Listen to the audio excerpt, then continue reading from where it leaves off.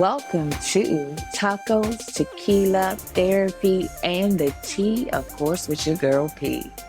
I'ma tell y'all, this is a podcast about everything from beauty to life to love to motivation. If you are looking for a little uplifting spirit or you need to know something about that beauty industry, you confused about what to do with your hair, you have come to the right place. Let's get to it. Join me on the Tea with P. What's going on, people? We are back at it again. Back on these tacos, tequila, therapy, and the tea with Patrice B. We are back. As always, I got some thoughts for y'all. And it's been a minute. I'm going to say this. I have missed you. But it's been a minute. And I got some thoughts. I have one of my friends and actually several of my friends who watch a lot of like crime shows. And you know how it's talking about like who saw the murders, what, perspective, how it was seen, everything that led up to it. And I always think about like associating that to conversations and how we interact with people. And I know, what the hell does a crime show got to do with conversations with people and how we interact? Now, in my brain, because Patrice was Patricing and how I process this, I'm hoping that some of you have seen the movie Vantage, right? And in that movie, you have where a major thing has happened, but there were so many angles to determine what really went down, who the people were, who was a part of it, because everybody had a different vantage point. And when you think about a crime scene or something happens or somebody, was shooting, you have the person that might have been behind the shooter, somebody on the right of the shooter, the person who got shot, who knows, and you have the shooter. You have different vantage points in all of these scenarios. But when it comes to the connections that we have with people, be it friendships, relationships, whatever that might be, right? I'm even thinking about different vantage points when it comes to the clients. When we are having these conversations, everybody has a different perspective and it's a different vantage points. So when you get into an argument or you have a disagreement, let's not say argument because it sounds so nasty, right? A little bitter. But when you get into a disagreement with someone and someone was like, hey, X, Y, and Z, it is from their vantage point. And on the other end of the phone, you have the other person that has a different vantage point. And so in this, it's like, hey, but these things happened, but this is what I heard, this is what I saw, this is what I perceived, whatever that might be. Now, it's not to say that either of the people are wrong, but it's how they saw the situation. And I don't think that sometimes we look at our conversations of reflection or disagreements with people as, hey, somebody else has a different vantage point. I remember years ago, I was dating someone who was like, yeah, your friend used to we were cool too. Before I started dating you, I knew them and they used to like my post and blah, blah, blah, blah, blah. And now they don't do that anymore since we've started dating. And I was thinking like, hey, that's just kind of weird ass behavior. Like, that's probably not it. It's probably that somebody that they're dating and it's too close because I know who the person is and I know their character. And I was just like, yeah, it's probably you too close to somebody they're dating. I didn't think that it had anything to do with me. And so we get into it months later, maybe even a year or so later. I'm still in this relationship, I'm dating. And my friend, who I considered at the time a close friend, was a little different at a party and wasn't talking to me. But you know me, you know who I'm dating. Why are you not conversing? Like, you're weird. You're doing some weird shit. And then it was like, whoa. The vantage point that at that time my friend had of like, hey, your bestie looking kind of strange. What's going on with that? Why are they acting like that? And then I got to see it. I didn't see it at that point, but later on, I saw something different from my vantage point that made me be like, huh, that shit's kind of crazy, right? But the point that I'm trying to make is that when we are in certain, disagreements, arguments, or situations, there are so many ways of looking at it. But how do we get to the neutral place of, hey, if you saw it this way, I see it this way, what will we like to receive? There's somewhere in the middle that we have to meet, right? And when I think about like a different vantage point in a crime scene, you also have the different levels of how people perceive the situation. So I was telling a friend that sometimes you have, because I be having these conversations, sometimes they are really in depth, of how I sit and I reflect. Now, I was in a situation where I had some underlying emotions prior to the crime. So prior to, there was something already there. We were already having a week, and it was a challenging week in our communication with someone that I was dating. And it was just like days. So it just led up to it. So then we hit the situation, and I already was like feeling some kind of way. And there are a lot of times where I can take a moment to reflect and like, hey, but I didn't. I had some underlying emotions prior to this day's crime, right? And so in this situation, it makes me think of when you have somebody who is very racist or prejudiced and how they already viewed the situation when you feel like, hey, those got to be the criminals, or this has to be the situation because this is how underlying hatred, right, that a racist person would have. And it seems like I'm all over the place, but bear with me, right? When you are in a crime scene, you have somebody who was like maybe a racist person who was like, hey, because this person, this young man has on his hoodie, he's black, he had to be the one that did it. I saw him, da da da da da. Because from their vantage point, it came with some underlying emotions that allowed them to have some preconceived notions about how that possibly could have went down, and it had to be them. Now, hey, it's their view, but it doesn't mean that that was the right vantage point for that crime.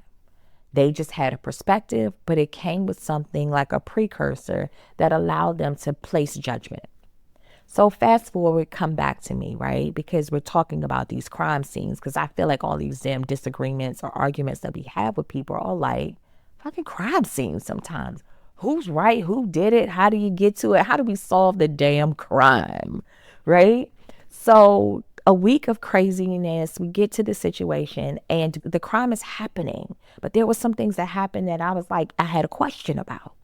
But before I asked the question, because this is where you take ownership of your shit. Before I asked the question, I had already had an emotion that was stemming from the week of things that caused a reaction before I asked the question. And so then my question isn't really a question of curiosity. It comes with more of an accusation of like, hey, did you do that? Like I didn't even, and not even, hey, did you do that? It's like, oh, was this what it was? Because I was already feeling away, right? And so now we're in this damn crime scene and we got different perspectives and vantage points. And so many things are happening. Things are being said, but nothing is really being said to get to the point of solving the crime. Because at this point, we have emotions and things just don't go well, right? And it's crazy because I had to then be aware of, hey, in this crime, what part did I play? When I reflected on it, it was like, hey, Patrice, you already were feeling some kind of way prior to the crime. So once something started to brew and it seemed like something was happening, you already had emotions that caused you to react in a way that didn't get your questions answered. Clear communication wasn't happening because you were already in the place of emotion. Now, there is no excuse sometimes when you're in your place of emotion, but it had been a week. I was tired. All the things that causes you not to think clearly in the moment. But you got to also think like, hey, How did I get myself into this shit? What part did I play in the crime? Am I damn aiding and abetting? You know what I'm saying? Am I a co-conspirator at this point? Like, did I do this? And I had to think back. But then at this point now, the person that I'm dating, because it's still fairly new, it's like they had an emotion to an action that I had, and we never got to solving the problem in the crime because there were so many emotions placed in that prior to our ask for clarity, and then it went far down a rabbit hole of things being said on their end that probably put the nails in the coffin and the situation is dead, because how do you even come back from there? But how did it even start? It was the emotions prior to. And the things that when I sat back after the fact and I reflected on, as we never really got to a clear conversation on it because there were a lot of emotions involved. And when it's all said and done and I could reflect, or I had reflected, there were things that definitely could have been done differently. And I remember, like, and this goes in so many different scenarios. It isn't always conflict, right? Where there is the different vantage points of a connection and how we see it and how we connect with people. But I had this conversation with a client at one point in time a few years ago. And I remember her dating this guy, and they were hanging out. They had a friendship, they had a connection, and he was definitely, it's clear that he was definitely interested in her and, you know, she him. And she started to develop feelings beyond the friendship. And immediately she felt as if she should ask him, what is this? And so when she asked him, what is this? What are we doing? Right? She never stated to him about the emotions and how things had changed for her. She just went on like, hey, I need to ask him. So when he answered the question, and it wasn't to her liking. Now, mind you, it wasn't like, hey, I don't want this to be a relationship. It just kind of was like, hey, I'm enjoying the moment type of answer. But not that he didn't want it, but she didn't like the response.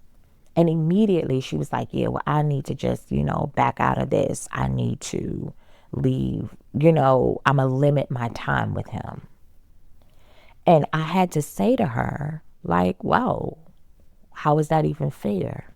Right? Because now I have a different vantage point to this conversation from the outside. And I was able to say to her, was like, hey, why is that okay? Why do you punish him? Because you never really stated how you felt.